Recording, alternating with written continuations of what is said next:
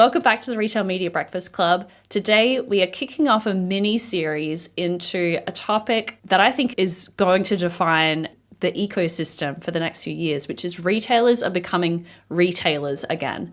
And I'm joined by Jordan Whitmer, who is the Managing Director of Unified Commerce at the agency Nectar First. Previously, Jordan has been in senior e-com and retail media positions at Kenvue, formerly J&J, Hershey, and Stanley Black & Decker. Good morning and welcome to the Retail Media Breakfast Club. I'm your host, Kiri Masters, and every weekday at 6 a.m. Eastern, I bring you candid and real discussions in the world of retail media and marketplaces in just 10 minutes. So bring your own cup of coffee and we'll get smarter about retail media together. So Jordan, you proposed this paradigm to me, and I thought it was really interesting and a great way to dive into what we're seeing on the tech ecosystem side as well, which is that retailers are becoming retailers again. Explain this concept to us. Yeah, I think we're getting to the point where we're seeing the completion of a role reversal that we've talked about for a while in the industry. I think we went from really early days where this was part of your trade investment.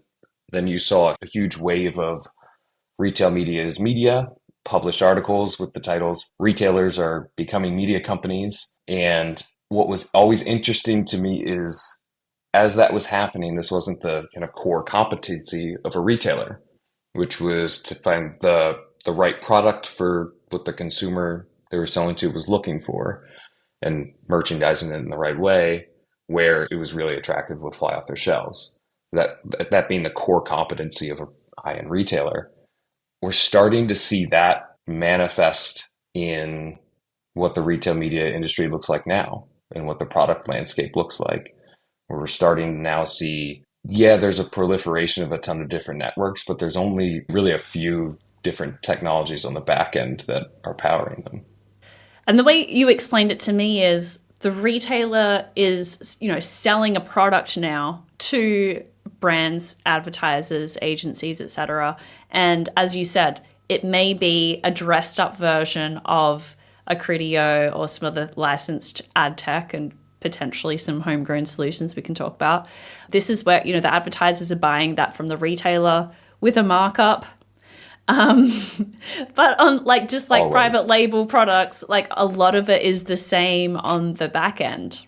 Yeah, exactly. And I've found it very valuable to go into what's the actual back end tech that's powering the products that were being sold by our retail partners for a couple of different reasons. But one of the primary ones is it helps us as an agency deal with the proliferation of retail networks. Yeah, explain this to me, because we were first introduced, I think it was 2 years ago at the RISE conference in Chicago. I don't know if you remember, you were on a panel. And I was the track lead on that panel. And I love this analogy. You might be a bit embarrassed I bring it up, but you said retailers, it's like a hick finding gold in their backyard, and they can either try and dig it out themselves or they can bring in a mining company that can extract maximum value. So explain that analogy, and then we can get into why you as a media buyer with a lot of experience, you've always seemed to be interested in the technology. And I want to understand why, because I think a lot of people don't get to that point. Yeah. And to clear things up for any of our retail friends listening, I didn't call you all hicks. If I did, it was a term of endearment because I'm from rural Pennsylvania and that's who we are. But yeah, we referenced, I remember we were on stage with the trade desk and referenced the Beverly Hillbillies and striking oil in your backyard, and what do you do next? And I think in that framework, we were talking about build versus buy. So I think it's a great setup for this conversation of, well, it kind of depends on how much property you've got when you strike oil in your backyard. If you're like me and you don't have acreage, then is it going to make sense for me to stand up a whole company end to end, learn how to do everything, build all the tools myself? Or is it better for me to call somebody that does this professionally? And is that how I'm going to get more out of it? So I think at that time when we were at the conference, we were starting to talk about, when do retailers start to kind of get wise to this? Well, do I need to staff a whole sales team? Do I need to build all this tech and software myself? Is there a better way, maybe? And I think that's what we're seeing now become a more and more, call it, mature idea. I've talked about this a little bit in the past, but a lot of retailers are quite cagey about sharing what tech are they using, announcing partnerships.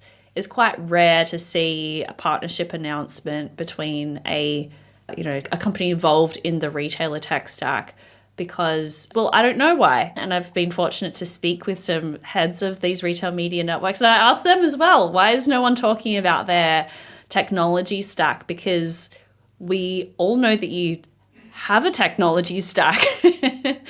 And to me, as a sort of commentator, but also a participant in this ecosystem, stands to reason that if you share a little bit more about this is how our ad tech, this is how it works, this is why we have invested in this area.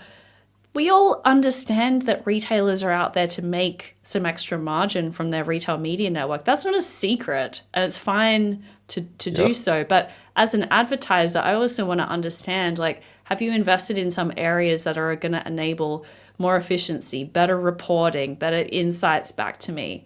And so why do you think retailers are so cagey about sharing how the sausage is made, Jordan? Yeah, I think that this is where we can probably reach back to your private label analogy. Yeah. And if you are branding something and using your branding to kind of trade on price, then yeah, you don't really love knowing that all of this came out of the same manufacturing plant, retailer to retailer, right? If I'm a golfer, so I'll use a golf analogy for this one. Costco had their Kirkland golf balls that went just like wildfire through the community once everybody found out that they were made on the same manufacturing lines as Titleist. If that were to happen, I wouldn't want to be Titleist in that situation. I wouldn't want to be the one that's dealing with, ooh, this smaller retail player is using the same exact technology I am, but I'm marking it up 50% and they're marking it up 30. That would make me very, very nervous. I also think we're probably still dealing with a little bit of data privacy and sensitivity issues. I think retailer to retailer, they have different levels of sensitivity about saying, hey, my data never leaves my ecosystem. You're safe here. I think you see that play out, and you may see some drugstore chains closely linked to pharmacy are maybe a little bit more cagey about what partners are or are not in their ecosystem versus a mass retailer may feel a little bit differently. Well, let's put a pin in it for this episode, Jordan, and come back tomorrow to continue this discussion because we're going to keep debating this topic for a little bit. Thanks for joining me, and we'll catch you tomorrow. Well, that is it for today. I hope you enjoyed this episode of the Retail Media Breakfast Club. We meet here every day at 6 a.m. Eastern. So be sure to subscribe and get your daily dose of insights, trends, and hot takes in the world of retail media and marketplaces.